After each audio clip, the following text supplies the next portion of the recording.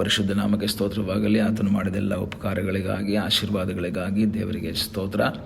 ದೇವರು ಮಾಡಿದಂಥ ಎಲ್ಲ ಉಪಕಾರಗಳಿಗಾಗಿ, ಆಶೀರ್ವಾದಗಳಿಗಾಗಿ ಸ್ತೋತ್ರವನ್ನು, ಮಹಿಮೆಯನ್ನು ಸಲ್ಲಿಸ್ತಾ ಇದ್ದೇನೆ. ಇಂದಿನ ವೇದ ಅಧ್ಯಯನಕ್ಕಾಗಿ ಒಂದು ವಾಕ್ಯವನ್ನು ಓದಿಕೊಳ್ಳೋಣ. ಲೂಕನ ಬರೆದ ಸುವಾರ್ತೆ 2ನೇ ಅಧ್ಯಾಯ 10-11 ವಾಕ್ಯ.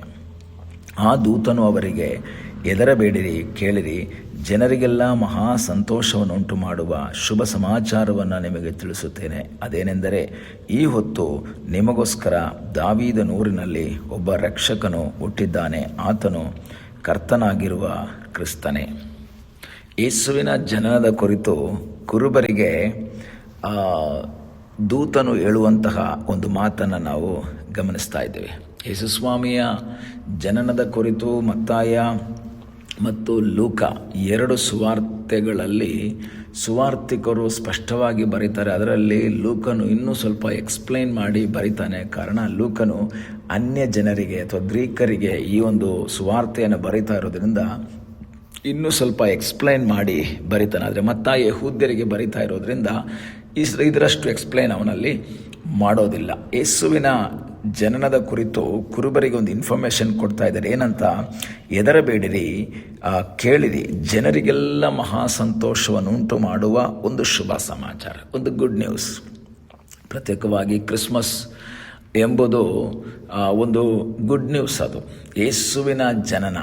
ಅನೇಕರು ಇಂದಿನ ದಿವಸಗಳಲ್ಲಿ ಏನು ಮಾಡ್ತಾರೆ ಅಂತ ಹೇಳಿದ್ರೆ, ಅವರು ತಿಂದು ಕುಡಿದು ಆನಂದಪಟ್ಟು ಯೇಸು ಜನಿಸಿದರು ಎಂಬುದಾಗಿ ಕುಣಿದು ಕುಪ್ಪಳಿಸಿ ಆನಂದದಿಂದ ಜೀವಿಸುವಂತಹ ಅನೇಕ ವ್ಯಕ್ತಿಗಳನ್ನು ನೋಡ್ತೇವೆ. ಬೇತ್ಲೆಹೇಮ್ನಲ್ಲಿ ಯೇಸು ಸ್ವಾಮಿ ಹುಟ್ಟಿದರು ಎಂಬುದಾಗಿ ಅವರು ಸಂತೋಷ ಪಡ್ತಾರೆ. ಆದರೆ ದೇವರ ವಾಕ್ಯ ನಾವು ಕಲಿಬೇಕಾದ್ರೆ ಗೊತ್ತಾಗುತ್ತೆ, ಯೇಸು ಬೇತ್ಲೆಹೇಮಲ್ಲಿ ಹುಟ್ಟಿದರು ಎಂಬುದಾಗಿ ಸಂತೋಷ ಪಡುವುದಕ್ಕಿಂತ ಯೇಸು ನನ್ನಲ್ಲಿ ಹುಟ್ಟಿದರು ಎಂಬುದಾಗಿ ಸಂತೋಷ ಪಡಬೇಕು. ಇಲ್ಲಿ ನಾವು ವಾಕ್ಯ ಓದ್ತೇವೆ, ಒಂದು ಗುಡ್ ನ್ಯೂಸ್ ಇದೆ. ಏನದು ಗುಡ್ ನ್ಯೂಸ್? ಜನರಿಗೆಲ್ಲ ಮಹಾ ಸಂತೋಷ ಉಂಟು ಮಾಡುವಂತಹ ಒಂದು ಗುಡ್ ನ್ಯೂಸ್. ಅದು ನಮ್ಮ ಜೀವಿತದಲ್ಲಿ ಗುಡ್ ನ್ಯೂಸ್ ಅಂತ ಹೇಳಿದ್ರೆ ಎಲ್ರಿಗೂ ಬಹಳ ಸಂತೋಷ. ಏನಾದರೂ ಫ್ರೀ ಸಿಗುತ್ತೆ ಅಂದರೆ ಗುಡ್ ನ್ಯೂಸ್. ಅದು ಏನಾದರೂ ನಮ್ಗೆ ಯಾರಾದರೂ ಸಹಾಯ ಮಾಡ್ತಾರೆ ಅಂತ ಹೇಳಿದಾಗ ಅದೊಂದು ಶುಭ ಸಮಾಚಾರ. ಇದೆಲ್ಲವನ್ನು ನಾವು ಸಂತೋಷವಾಗಿ ಏನು ಮಾಡ್ತೀವಿ? ಸ್ವೀಕಾರ ಮಾಡ್ತೀವಿ, ಸಂತೋಷಿಸ್ತೇವೆ ಅದರ ಮಧ್ಯದಲ್ಲಿ. ಆದರೆ ವಾಕ್ಯ ಹೇಳ್ತದೆ, ನಮ್ಮ ಜೀವಿತದಲ್ಲಿ ಇರುವಂತಹ ಗುಡ್ ನ್ಯೂಸ್ ಅಂತ ಹೇಳಿದ್ರೆ ಏನು? ಯೇಸು ಈ ಭೂಮಿಯಲ್ಲಿ ಬಂದು ನನ್ನನ್ನು ರಕ್ಷಿಸುವುದಕ್ಕಾಗಿ, ನನ್ನ ಪಾಪವನ್ನು ತೊಳೆಯುವುದಕ್ಕಾಗಿ ಕರ್ತನಾದ ಯೇಸು ಕ್ರಿಸ್ತನು ಈ ಭೂಮಿಗೆ ಬಂದನು ಎಂಬುದೇ ಎಲ್ಲದಕ್ಕಿಂತ ಒಂದು ದೊಡ್ಡ ಗುಡ್ ನ್ಯೂಸ್. ಈ ಲೋಕದಲ್ಲಿ ಆ ಗಿಫ್ಟ್ ಕೊಡ್ತಾರೆ, ಇದು ಕೊಡ್ತಾರೆ, ಅದು ಕೊಡ್ತಾರೆ ಅಂತ ಹೇಳುವಂಥದ್ದೆಲ್ಲ ಗುಡ್ ನ್ಯೂಸ್ ಆದರೂ ಸಹ ಅದು ಶರೀರಕ್ಕೆ ಅಥವಾ ನಮ್ಮ ಮನಸ್ಸಿಗೆ ಹ್ಯಾಪಿನೆಸ್ ಉಂಟು ಮಾಡುತ್ತೆ. ಆದರೆ ನನ್ನ ಆತ್ಮದಲ್ಲಿ ಒಂದು ಬದಲಾವಣೆ ಉಂಟು ಮಾಡುವ, ನನ್ನ ಆತ್ಮದಲ್ಲಿ ಒಂದು ಸಂತೋಷವನ್ನು ಉಂಟು ಮಾಡುವ ಒಂದು ಶುಭ ಸಮಾಚಾರ ಅಂದರೆ ಏನು? ಈ ಹೊತ್ತು ನಿಮಗೋಸ್ಕರ ದಾವೀದನ ಊರಿನಲ್ಲಿ ಒಬ್ಬ ರಕ್ಷಕ ಹುಟ್ಟಿದ್ದಾನೆ.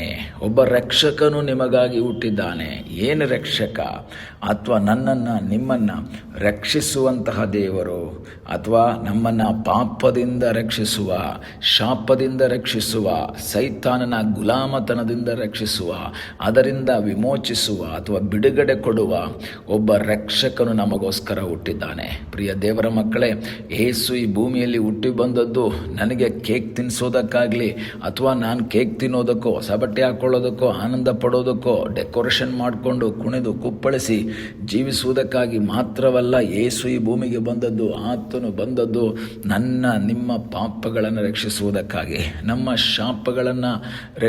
ಶಾಪಗಳಿಂದ ನಮ್ಮನ್ನು ಬಿಡಿಸಿ ನಮ್ಮನ್ನು ರಕ್ಷಿಸುವುದಕ್ಕಾಗಿ ಲೋಕದಲ್ಲಿ ಹುಟ್ಟಿ ಬಂದಂತಹ ಕರ್ತನಾದ ಯೇಸು ಕ್ರಿಸ್ತನ ಜನನ ನನ್ನ ಜೀವಿತದಲ್ಲಿ ಒಂದು ಶುಭ ಸಮಾಚಾರ.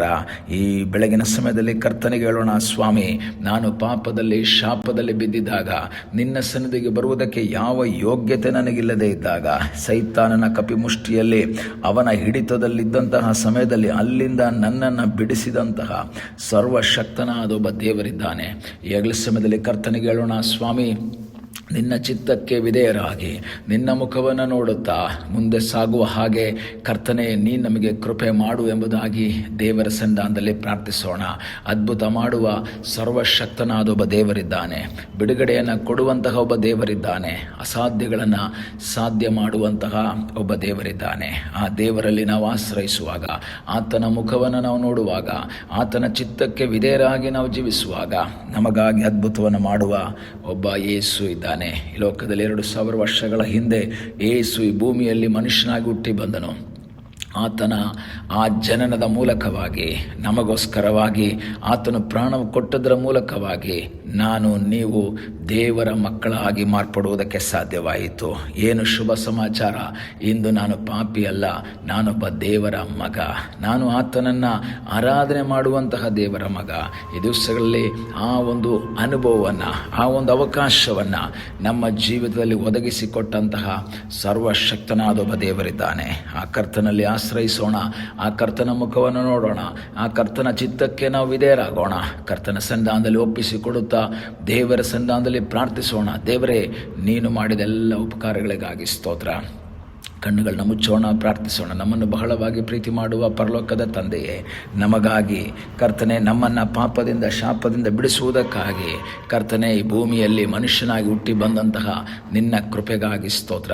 ನಮ್ಮ ಜೀವಿತದಲ್ಲಿ ಕೊಟ್ಟಂತಹ ರಕ್ಷಣೆಗಾಗಿ ಸ್ತೋತ್ರ. ನಮಗೆ ಕೊಟ್ಟಂತಹ ವಿಮೋಚನೆಗಾಗಿ ಸ್ತೋತ್ರ. ನಿನ್ನನ್ನು ಆಶ್ರಯಿಸಿ ನಿನ್ನ ಚಿತ್ತಕ್ಕನುಸಾರವಾಗಿ ಜೀವಿಸುವ ಹಾಗೆ ನೀನು ನಮಗೆ ಕೃಪೆ ಮಾಡು ಎಂಬುದಾಗಿ ನಾವು ಪ್ರಾರ್ಥಿಸ್ತೇವೆ. ಪ್ರಾರ್ಥನೆಯನ್ನು ಕೇಳಿದ್ದಕ್ಕಾಗಿ ನಿನಗೆ ಸ್ತೋತ್ರ. ಯೇಸುವಿನ ಮುದ್ದಾದ ಹೆಸರಿನಲ್ಲಿ ಬೇಡಿಕೊಳ್ಳುತ್ತೇವೆ ತಂದೆಯೇ, ಆಮೇನ್. God bless you.